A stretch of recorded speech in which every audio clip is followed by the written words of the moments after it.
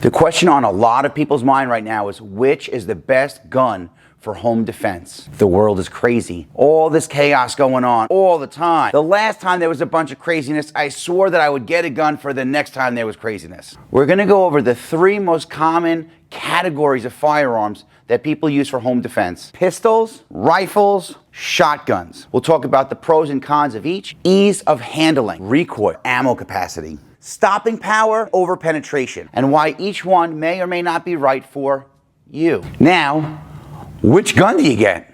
What's up, warriors? This is Kyoshi Dave Herman with 5 Elements Tactical Training, here to share with you some warrior skills and drills that anyone can learn and everyone should know. If you're new to the channel, welcome and thanks for stopping by. If you're already following us on social media and that's how you found your way over to this channel, go ahead and hit the subscribe button and the bell notification button, and YouTube will let you know when the next video drops so you can get all sorts of awesome content from here as well.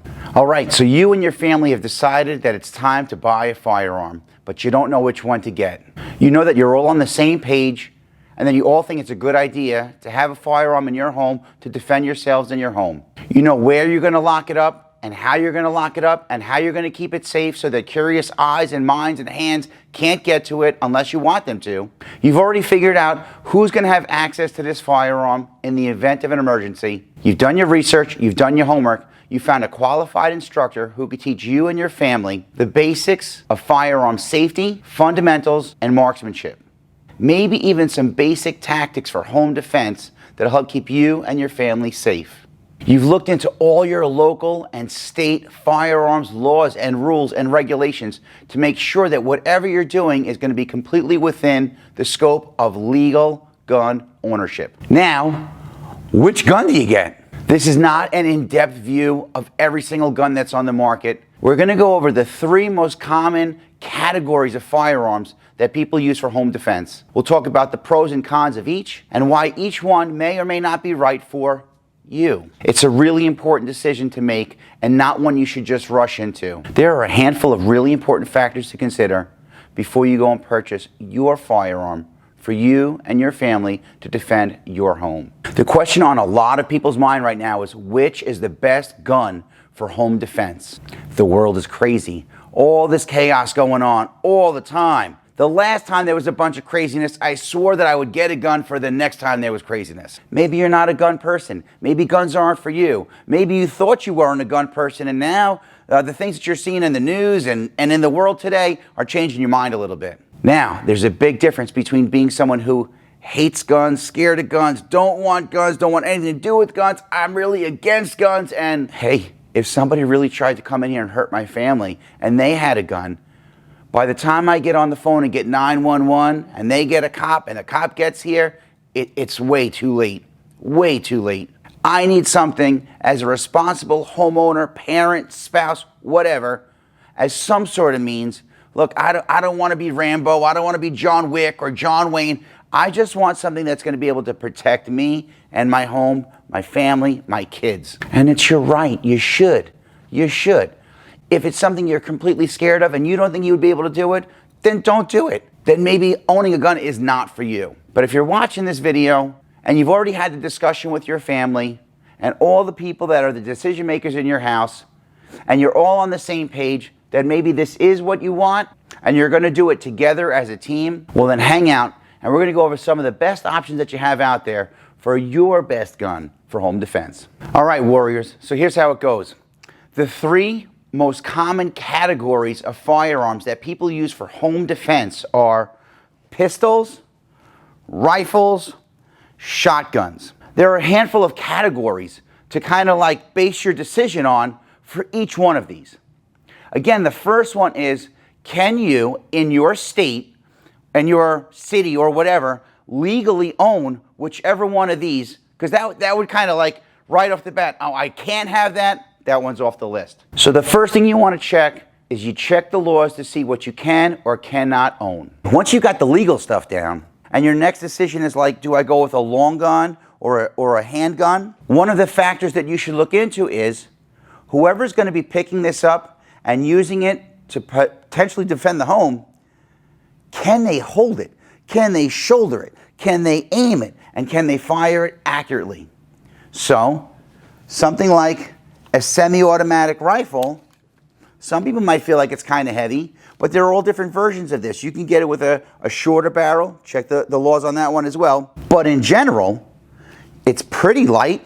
You could hold it with two hands, hold it against your shoulder, pick it up and aim it, and there's very little recoil, which we'll discuss in a moment. Now this is a shotgun, and this is a shotgun.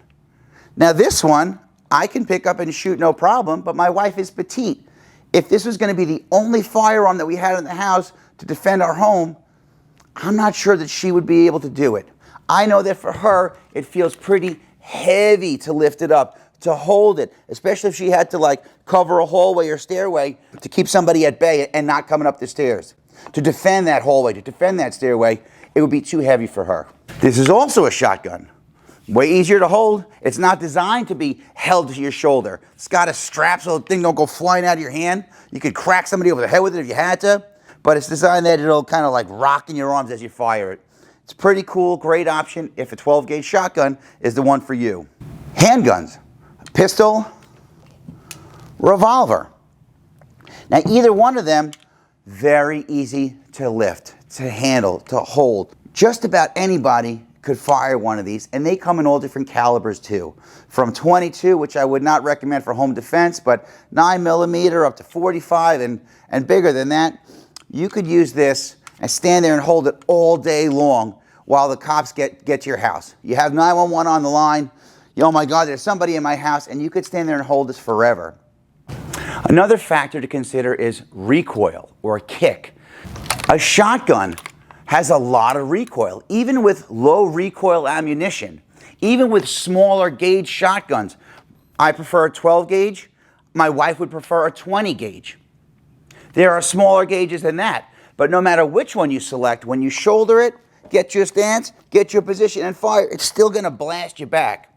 Could you pick up a shotgun and after that scary explosion, that big punch or kick to the chest, get back on target and fire another round?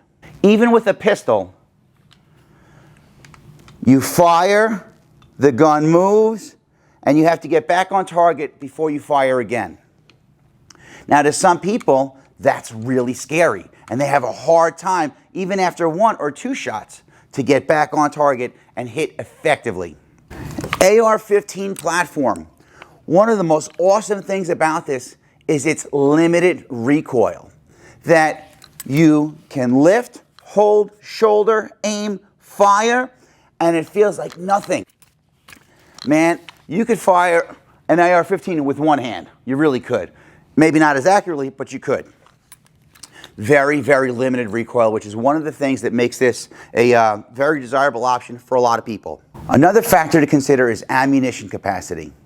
So something like a revolver, let's say, most revolvers, not all, but a lot of them carry 6 rounds. This one happens to carry 5. There are ones that carry even more.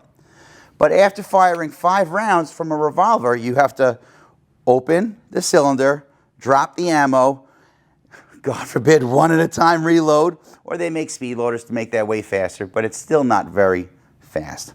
A semi-automatic, magazine-fed pistol, well man, you load this thing, you put it in there, you go through all of your rounds, you drop the magazine, put another magazine in, and you can continue to defend yourself and your family.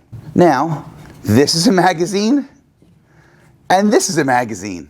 Now this one holds 15 rounds. This holds 31 rounds, or 32, or something like that. This thing also fits in here. Now if in your state, you're allowed to have this, which would you rather have to defend yourself in your home? I'd rather have it and not need it than need it and not have it. Most pump action shotguns have this tube. So this tube here is the barrel where the projectile is going to come out from, and this tube holds the shells. Depending on the length of the magazine will tell you how many shells or how much ammo the gun can hold. When I put these two side by side, they're both Mossbergs. They function almost identically. This has a longer barrel. It should be a little bit more accurate, but the magazine, which holds the rounds, is also longer. So I believe that the Shockwave holds 5 in the tube, plus 1 in the chamber, and the 590 holds, I think, 8. Don't hold me to that one. Again, ammo capacity. Which would you rather have? The AR-15. To be able to put 30 rounds in there with very low recoil and high accuracy, it's no wonder that this is one of the preferred firearms for a lot of people for home defense, for sporting and whatnot. This is a pistol caliber carbine. So it's a rifle that shoots pistol ammunition. So remember, rifle bullets are the longer ones, pistol bullets are the shorter ones right now, and typically rifle ones are way more expensive, pistol are significantly less expensive, but this will take a Glock magazine. If it'll hold a 10-round Glock magazine, it'll hold a 30-round Glock magazine, which makes this one a great option for a lot of people. Another factor to consider is ease of handling. How comfortable you feel holding it, shouldering it, aiming it, shooting it, how comfortable it feels in your hand or in your grip or on your person to hold it for a while if you had to hold it up trained on a target for a while if you had to. So this shotgun might feel very heavy for somebody, and this is not the most comfortable thing. They may have a hard time holding it, lifting it, maneuvering it to clear a room or check a hallway or check a stairway or whatever. This shotgun, a whole lot easier for the same purpose. It may not have the same accuracy, but as far as handling it, again, for you and for whoever else is with you, may be the best option. Pistol, super easy to hold, super easy to keep close to you, hold extended out if you were trying to cover a doorway, stairway, hallway. For a lot of people, this is a great option because of how easy it is to handle, to hold, to aim, as long as you train with it and practice safely. Semi-automatic rifles, pretty light for me, but maybe for somebody else it's not. And once you start adding sights and scopes and lights and slings and stuff, it kind of changes the weight of it and the comfortability in your hand, your grip, in your shoulder and all that stuff. So again, those are things to consider before making this option. You got to figure out what's right for you and whoever else is going to be training and defending your home by your side. All right, there are kind of two categories that they're very similar in a lot of ways. Stopping power and over-penetration. You want to be able to stop the threat, but you also don't want the round to, if you miss your threat, to go through a wall and another wall and then a refrigerator. Every one of these guns come in different calibers or different size of bullets that you could get for the gun. The size of the bullet will affect both the amount of recoil in the gun. It'll also help determine when you hit the threat, will the threat stop or cease its pursuit of you. So you need to figure out a caliber and ammunition type that will both stop the threat but not over penetrate and hurt something that you're not trying to hurt, if that makes sense. Shotgun, great stopping power, but there is definitely an over penetration factor that you have to take into consideration, again, based on what kind of ammunition you put in there for home defense. When it comes to home defense, ammunition choice for shotguns, everybody's way is right and everybody else's way is wrong, right? So there's a lot of controversy. No, you got to use a slug. No, birdshot, no, buckshot. I use birdshot. I use a bigger birdshot for shooting bigger birds, but again, because it's limited in over penetration and still a decent amount of stopping power. A very common myth or misconception about shotguns is that a shotgun will shoot and spray a spread this big. That's not true. You still have to aim this thing. The spread will be about 1 inch for every yard from the end of the gun. So if you're shooting something 3 yards away, 3-inch spread. 10 yards away, 10-inch spread. 20 yards away, 20-inch spread. You still have to aim it. For home defense and a pistol, I use hollow points because I want it to go into the threat and not too far past. And if I were to miss a threat, I don't want to go through too much stuff before it stops. AR-15 platform, there are, believe it or not, a lot of different caliber sizes for this as well. The most common is a .223 or a 5.56. It's not a big round. It gets a lot of bad press because it looks like what they use in the military. It is not what they use in the military. They're super fast. They're super accurate. They have a considerable amount of stopping power, but chances are, believe it or not, it would take more than one round to stop somebody with an AR-15.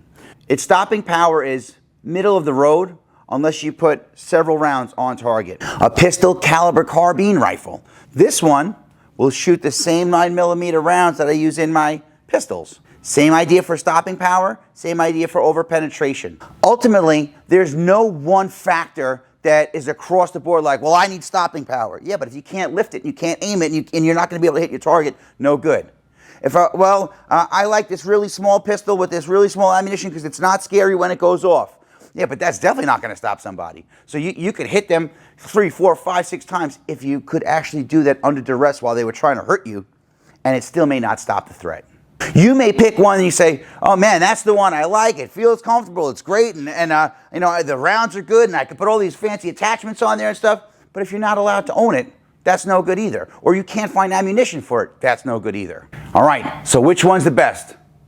You ready? It's the one that you have. It's the one that you have ammunition for. It's the one that you've trained with a lot, that you feel comfortable shooting and hitting your target. The one that you know how to deal with a misfire or malfunction should that happen, especially under duress. Making sure that everything you do is done legally and correctly and safely. Before you spend the money on the bells and whistles, make sure that you have the proper ammunition for when it counts, for your desired purpose. If you're getting it for home defense, make sure you have home defense ammunition. Make sure you spend your money on training ammunition. Get as much of that as you can. Spend your money on quality instruction and range time. You're getting it to save your life. Don't get it and leave it on the shelf. Don't get it and leave it in the attic or the wherever. Get it, have a system, have a plan, have it ready. Practice your system. Practice your plan. Most importantly, practice using your firearm, whichever one it is that you decide to go with. Again, legally, safely, accurately. Remember that guns aren't for everybody. And if you sit down and you really think about it, you're like, man, that stuff, it's way too scary. I don't think I could use that. I don't think I could do it. I don't want that in my house. Then maybe you shouldn't have one. I hope these tips help you make a more educated decision with what is right for you and your family. If you're getting any value out of this, go ahead and hit that thumbs up and like this video. If you're loving it, go ahead and hit that subscribe button. If you gotta have more, go ahead and hit the bell notification button, and YouTube will let you know when the next video drops. If you're really digging all this and you'd like more, you can find us on all social media platforms at 5 Elements Tactical. Well, that's all I got for now, warriors. So until our paths cross again, pray for the best, prepare for the rest. I'm Kyoshi Dave Herman with 5 Elements Tactical Training. Thanks for watching.